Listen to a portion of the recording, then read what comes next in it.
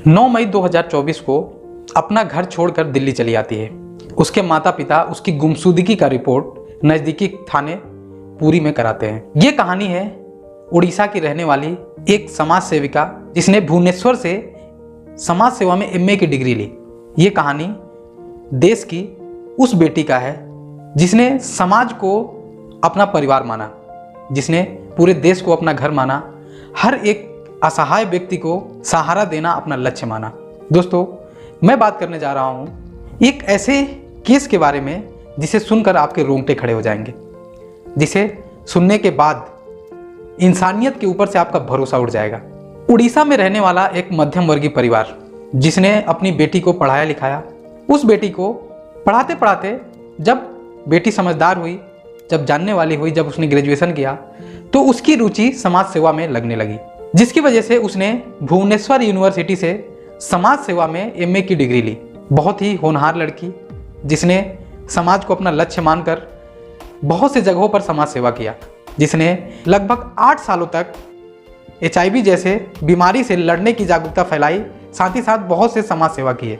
वो लड़की ओडिशा के एक गांव में रहने वाली थी जहां पर रोजगार की बहुत ज़्यादा कमी थी, जिसकी वजह से वहां से निकले हुए उसके दोस्त दिल्ली आ चुके थे। दिल्ली आए हुए किसी दोस्त ने उससे कहा कि कहाँ तुम गांव में पढ़ी हो, दिल्ली आ जाओ, यहाँ पे जॉब की बहुत सारी अपॉर्चुनिटी हैं, बहुत सारे मौके हैं, तुम बहुत टैलेंटेड हो, योग्य हो, तुम्हें आसानी से यहाँ पर नौकरी मिल जाएगी। इस आस में लड़की 9 मई 2024 को अपने घर वालों को बिना बताए घर से निकल जाती है और दिल्ली चली आती है। घर पे शायद इसलिए नहीं बताया होगा क्योंकि गाँव में क्या होता है कि लड़कियों को अपने हिसाब से लक्ष्य चुनने का, अपने हिसाब से जॉब करने का, घर से निकलने का अवसर प्रदान नहीं किया जाता। शायद इसी वजह से वो अपना घर बिना घर वालों को बताए छोड़ आती है। यहाँ पर आने के बाद वो अपने दोस्त के पास रहने लगती है जो कि मेल फ्रेंड होता है। उसका दोस्त कहीं पर नौकरी कर रहा होता है, नौकरी करते समय इसका खर्चा उठाता है। ये एक बहुत ही योग्य लड़की होती है, बहुत ही सेल्फ रिस्पेक्ट वाली लड़की होती है। इसे धीरे धीरे ये महसूस होने लगता है कि मैं इसके ऊपर बोझ बनने लगी हूँ, क्योंकि वो इस लड़की का खर्चा उठा रहा होता है और कहीं ना कहीं वो लड़का ये महसूस हमेशा दिला रहा होता है कि मैं तुम्हारा खर्चा उठा रहा हूँ, तुम्हें कुछ करना चाहिए। ये सुनकर उसकी मानसिक स्थिति खराब होती है और एक दिन वो उस रूम को छोड़कर दूसरी जगह चली जाती है। वो कुछ ननों के साथ समाज सेवा करने लगती है, गरीबों को खाना खिलाना, अलग अलग NGO में काम करना। इसी तरीके से इस युवती का, देश की इस बेटी का जीवन यापन चल रहा होता है। उसी दौरान वो पुरानी दिल्ली रेलवे स्टेशन पर एक दिन बैठी हुई होती है। उसकी मानसिक स्थिति सही नहीं होती है, कुछ ना कुछ तो उसकी लाइफ में हुआ होता है जिसकी वजह से उसकी मानसिक स्थिति बहुत ज़्यादा बिगड़ी हुई होती है। किसी भी चीज़ की उसे सुध बुध नहीं होती है। जब वो रेलवे स्टेशन पर बैठी हुई होती है तो वहाँ पर रेलवे स्टेशन से पास में एक दरिंदे का दुकान होता है, कबाड़ी का दुकान। वो स्टेशन से होकर अपने घर रोज जाता है। ये वो दिन था जिस दिन दिल्ली को, राजधानी को शर्मसार करने वाला दिन था, 10 अक्टूबर का दिन। 10 अक्टूबर को उस दरिंदे की नज़र इस लड़की के ऊपर पड़ती है, जिस दिन इत्तेफाक से उसी दिन इस लड़की की मानसिक स्थिति धीरे धीरे खराब होते होते वो सुनसान उस स्टेशन पर बैठी हुई होती है। उस दरिंदे की नज़र इस पर पड़ती है, वो भी जाकर उसके बगल में बैठ जाता है। उसके बाद वहीं पर एक और भिखारी आता है जो कि शारीरिक रूप से अनस्टेबल होता है, जो कि विकलांग होता है। वो एक भिखारी होता है, भीख मांगने वाला। आप सोचिए, ये वो युवती है जो ऐसे गरीबों की हमेशा मदद के बारे में सोचती है, ऐसे गरीबों के लिए हमेशा ये सोचती है कि कहीं से इनका भला हो जाए, इनका जीवन यापन सही से चलने लगे। लोगों को अवेयर करती है, एजुकेशन देती है कि कैसे भी लोग अवेयर हों और ऐसे लोगों का कुछ मदद हो सके। उस बेटी को इस बात की बिल्कुल भी अंदाज़ा नहीं होता है कि जिन लोगों की मैं मदद कर रही हूँ, एक दिन यही लोग मेरी ज़िंदगी के तबाही का कारण बन जाएंगे। उन दोनों दरिंदों ने मिलकर उसके साथ दुष्कर्म करने का षड्यंत्र रचा और 11 अक्टूबर के दिन उस लड़की को पकड़कर दरिंदे झाड़ियों में ले जाते हैं और उसके साथ घिनौना दुष्कर्म करते हैं। ऐसा दुष्कर्म जिसे सुनने के बाद हमारी रूह कांप गई, ऐसा दुष्कर्म जिसे सुनने के बाद पूरे देश की रूह कांप गई। दोस्तों, उन दोनों ने उस अनस्टेबल देश की बेटी के साथ दुष्कर्म किया। जब वो दुष्कर्म कर रहे होते हैं तभी वहीं से एक ऑटो वाला गुजरता है। उसकी नज़र उनके ऊपर पड़ती है। वो मदद करने वाला नहीं बल्कि वो भी एक दरिंदा निकला। जबरन उसे अपने ऑटो में बैठाता है और उसके बाद फिर से दोबारा उस देश की बेटी के साथ दुष्कर्म होता है। दोबारा ये लोग उस बच्ची के साथ दुष्कर्म करते हैं। दुष्कर्म करने के बाद उसे सराय काले खां के पास फेंक देते हैं। फेंकने के बाद वो बच्ची, वो समाज सेविका वहाँ से लगभग 2 से 2.5 किलोमीटर दूर विषम परिस्थिति में, बुरी स्थिति में धीरे धीरे पैदल यात्रा करती है। पैदल यात्रा के दौरान लगभग ये घटना 12 से 1 बजे के बीच की है। वो लगभग 2 से 2.5 किलोमीटर पैदल जाती है। मैं ये जानना चाहता हूँ कि जब दिल्ली जैसी सड़कों पर कोई पैदल जाए तो क्या उसे कोई नहीं मिलेगा, रास्ते में कोई नहीं मिलेगा?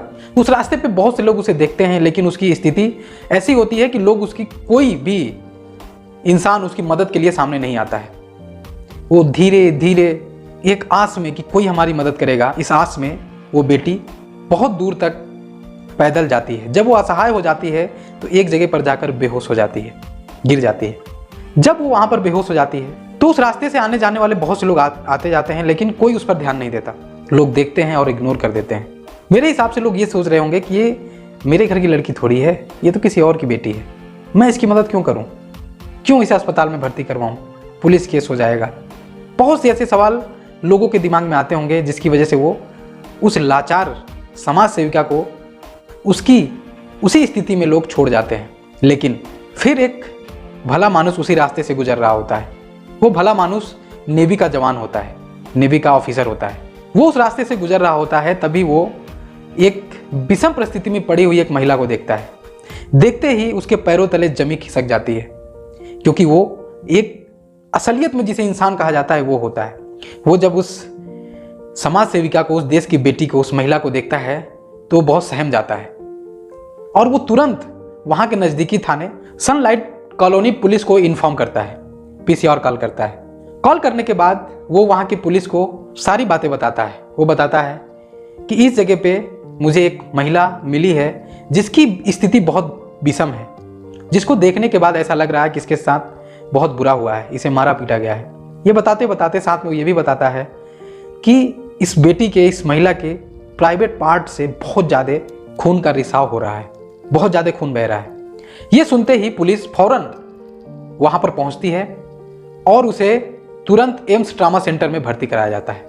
सूत्रों की माने तो ये बताया जा रहा है कि अगर वो नेवी का जवान, नेवी का ऑफिसर वहाँ पे नहीं पहुँचता तो ये दूसरी निर्भया बन जाती।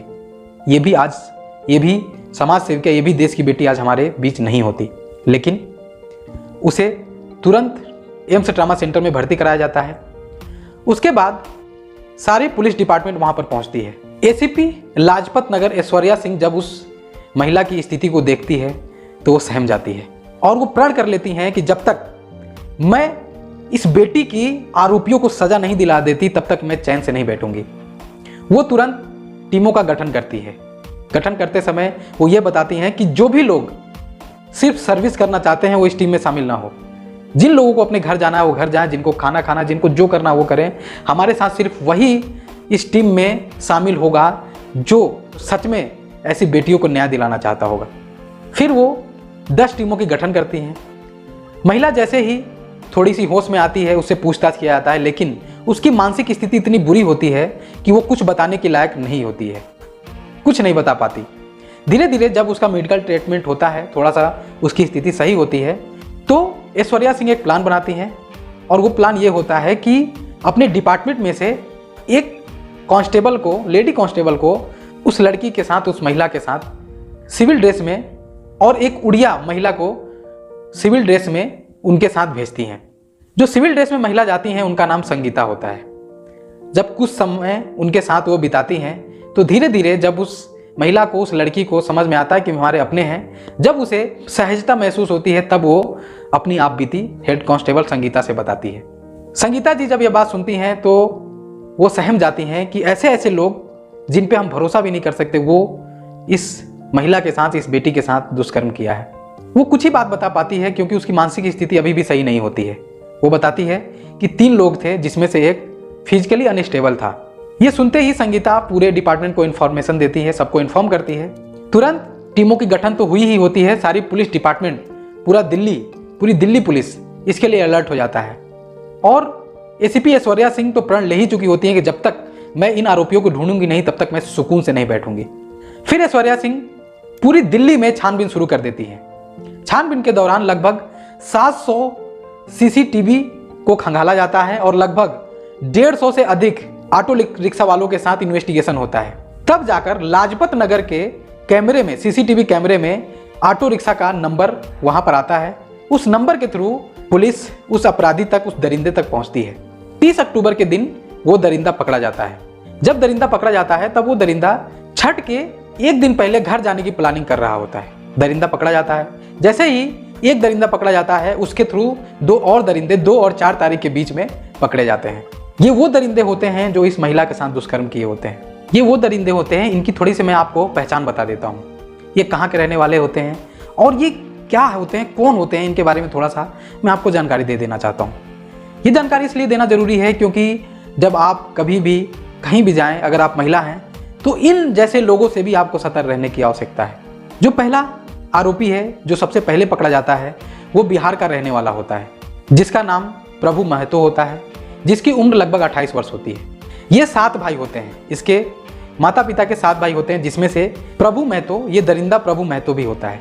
दूसरे दरिंदा जो कि दिल्ली का ही होता है, उसका नाम प्रमोद उर्फ बाबू, जो कि रेलवे स्टेशन के पास इसकी दुकान होती है। इसकी दुकान नहीं होती है एक्चुअली, ये एक दुकान पर, कबाड़ी की दुकान पर काम करने वाला होता है। इसका परिवार लगभग 20 साल पहले ही दिल्ली आ गया होता है।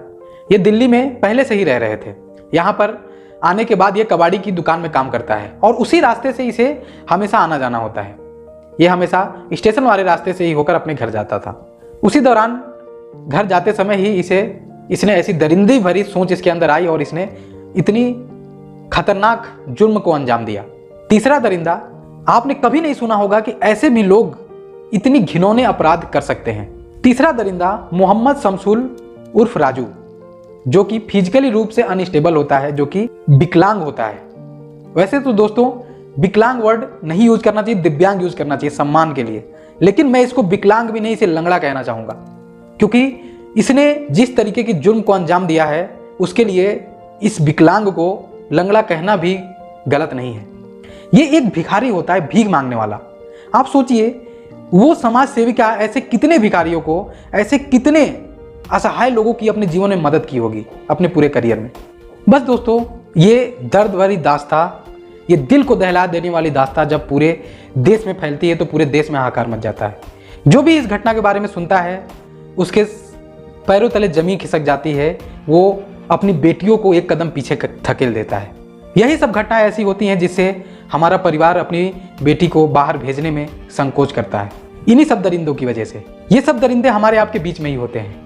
ये वो दरिंदे होते हैं जो इंसान के रूप में भेड़िए की छाल पहने हमारे समाज के बीच में ही रह रहे होते हैं। इन दरिंदों से हमें बचने की आवश्यकता है दोस्तों।